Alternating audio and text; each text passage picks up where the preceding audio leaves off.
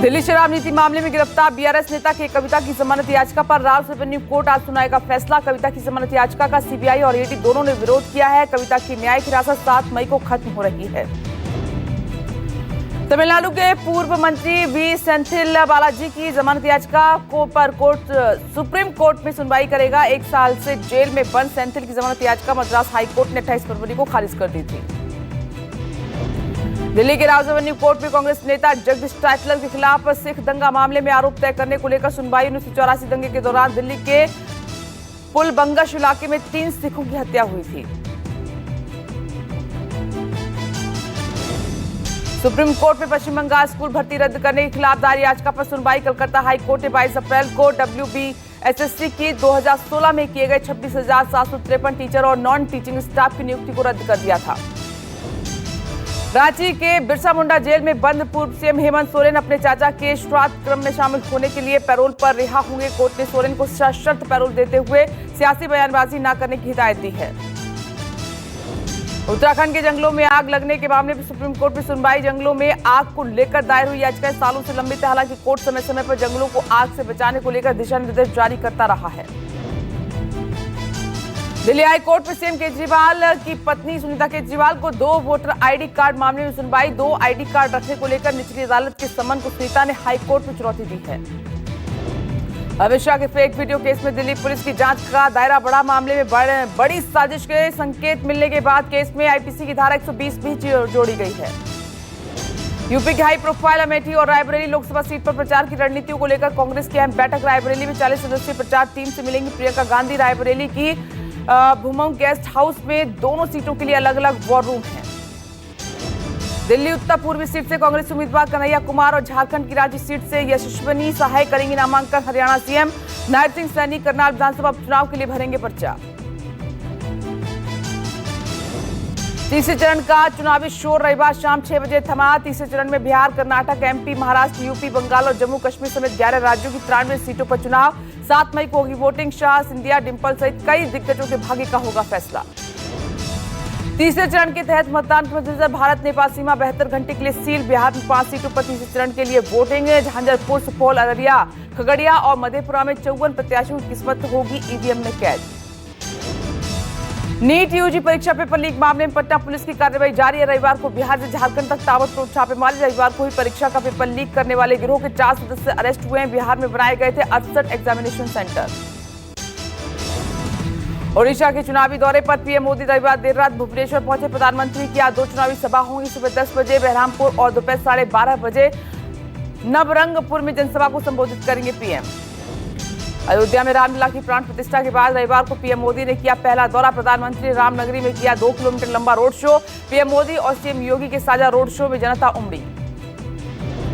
PM Modi ने road show से पहले राम जन्मभूमि मंदिर में की पूजा अर्चना। प्रधानमंत्री ने की रामलला की आरती। पीएम का road show Sugriva classes Lata Chowk तक चला। अयोध्या में 5वें चरण के तहत 20 मई को होगा चुनाव। इटावा और सीतापुर रैली में पीएम ने राम मंदिर निमंत्रण को लेकर कांग्रेस को घेरा। कहा कि कांग्रेस ने प्रांत प्रतिष्ठा का निमंत्रण ठुकराया। पीएम ने कहा कि धर्म के आधार पर बांटना चाहती है कांग्रेस। कर्नाटक सेक्स स्कैंडल की जांच के लिए गठित एसआईटी ने जारी की हेल्पलाइन नंबर जारी किया। यौन उत्पीड़न की शिकार महिलाओं से रिपोर्ट दर्ज कराने की अपील। प्रज्वल के खिलाफ नंबर पर फोन कर दर्ज करा सकती केस 1 नंबर जारी किया है। कर्नाटक के गृह मंत्री डॉक्टर जी परमेश्वर ने रविवार को प्रज्वल रेवन्ना का पता लगाने के लिए ब्लू कॉर्नर नोटिस जारी किया। जर्मनी भाग गए हासन सांसद की अरेस्टिंग के लिए इंटरपोल से मदद मांगी गई है। कर्नाटक की सिद्धरमैया सरकार का बड़ा ऐलान। सेक्स स्कैंडल की पीड़ित महिलाओं को दी जाएगी आर्थिक मदद। पार्टी के राज्य प्रभारी रणदीप सुरजेवाला ने किया ऐलान। पीएम मोदी और गृह मंत्री अमित शाह से पूछे 10 तीखे सवाल।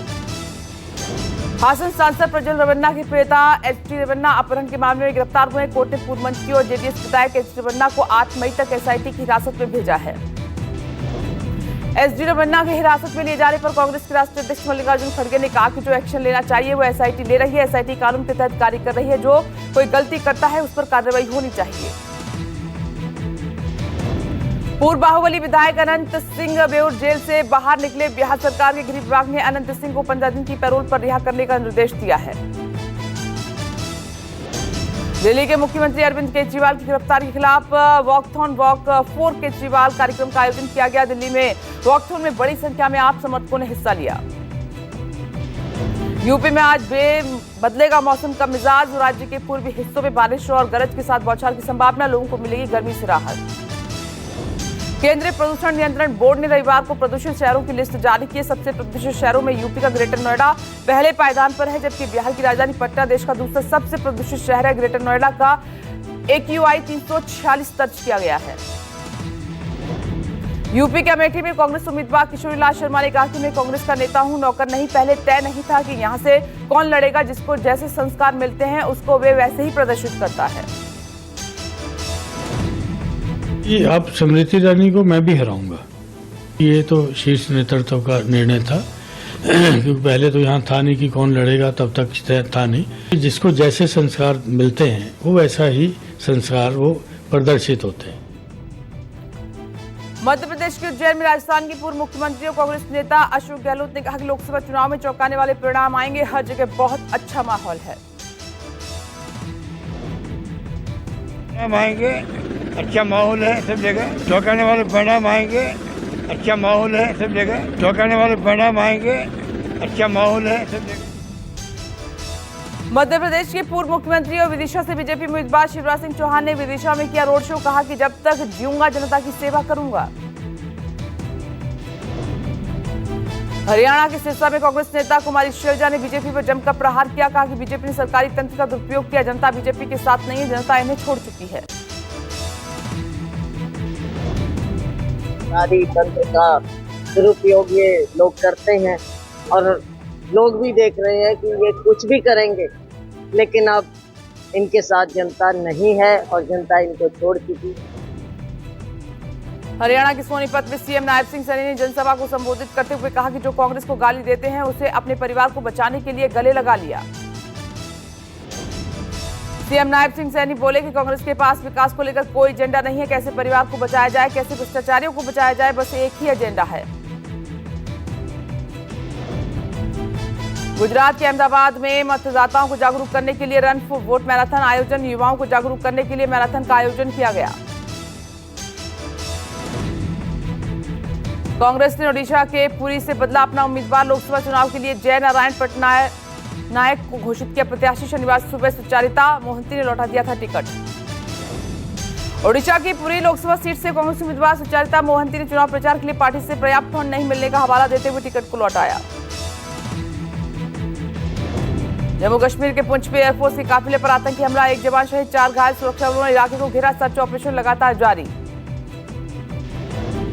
हमले के तुरंत बाद घायल जवानों ने एयरलिफ्ट कर उधमपुर के अस्पताल ले जाया गया। इलाज के दौरान एक जवान शहीद हो गए और एक जवान की हालत गंभीर है। हमला पुंछ के सहसदा इलाके में हुआ है। आतंकियों ने सुरक्षा बलों के 2 वाहन पर बाहरी फायरिंग की। इसमें एक वाहन एयरफोर्स का था। वायुसेना के जवानों ने भी जवाबी कार्रवाई की है। हमले के बाद पुंछ और इसके आसपास के इलाकों में सुरक्षा बढ़ा दी गई है। पुंछ हाईवे पर हर आने जाने वाली गाड़ी की तलाशी ली जा रही है। आतंकी हमले के बाद पुंछ में भारतीय सेना ने चलाया सर्च ऑपरेशन। घटना इलाके में एयरफोर्स की गरुड़ स्पेशल फोर्स को तैनात किया गया है। वहां पर घटना के बाद जम्मू कश्मीर के पुंछ में एयरफोर्स के काफिले पर हुए आतंकी हमले पर पंजाब के पूर्व सीएम चन्नी और एनसी के अध्यक्ष फारूक अब्दुल्ला ने उठाए सवाल। हमले को बताया बीजेपी का चुनावी स्टंट। केंद्रीय मंत्री अनुराग ठाकुर ने कांग्रेस नेता चन्नी के बयान पर किया पलटवार। कहा कि क्या कांग्रेस ने चुनाव जीतने के लिए कराए थे 1962, 65 और 71 के युद्ध। जम्मू कश्मीर के पूर्व मुख्यमंत्री फारूक अब्दुल्ला ने पीओके को भारत में शामिल करने संबंधी बयान पर दी प्रतिक्रिया। अब्दुल्ला ने कहा कि पाकिस्तान ने चूड़ियां नहीं पहन रखी है कि पीओके को दखल करने देगा। पुंछ हमले को लेकर कांग्रेस नेता राहुल गांधी ने ट्वीट कर किया हमले की निंदा की। एक्स पर पोस्ट कर लिखा कि जम्मू कश्मीर के पुंछ में हमारी सेना के काफिले पर कायराना और दुस्साहसी आतंकी हमला बहुत ही शर्मनाक है। असम के सीएम हिमंता बिस्वा शर्मा ने ट्वीट कर हमले की निंदा की। लिखा कि हमले के लिए जिम्मेदार आतंकियों को न्याय की पूरी ताकत का सामना करना पड़ेगा। हिंदू सनातन संघ के राष्ट्रीय अध्यक्ष और अन्य हिंदू नेताओं जान से मारने की धमकी देने वाले मौलाना गिरफ्तार मौलाना का नाम सोहेल अबू बकर है और सूरत क्राइम ब्रांच ने मौलाना को अरेस्ट किया है।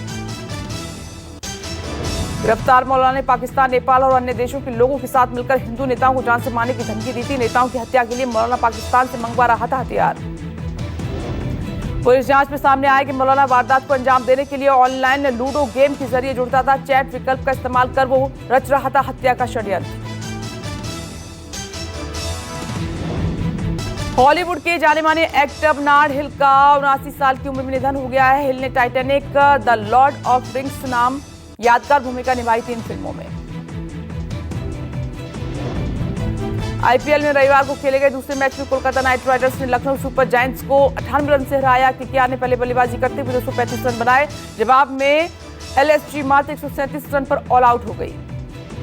चेन्नई सुपर किंग्स ने पंजाब किंग्स को 28 रन से हराया। धर्मशाला में खेले गए मैच में सीएसके ने 168 रन का लक्ष्य दिया। जवाब में पंजाब की टीम 140 रन ही बना पाई। चेन्नई की ओर से जडेजा ने धारदार गेंदबाजी की। आईसीसी ने महिला टी20 वर्ल्ड कप का शेड्यूल जारी किया। अक्टूबर में बांग्लादेश में खेला जाएगा टूर्नामेंट। भारत अपना पहला मैच न्यूजीलैंड के खिलाफ 4 अक्टूबर को खेलेगा और चिर प्रतिद्वंदी पाकिस्तान से 6 अक्टूबर को भिड़ंत है।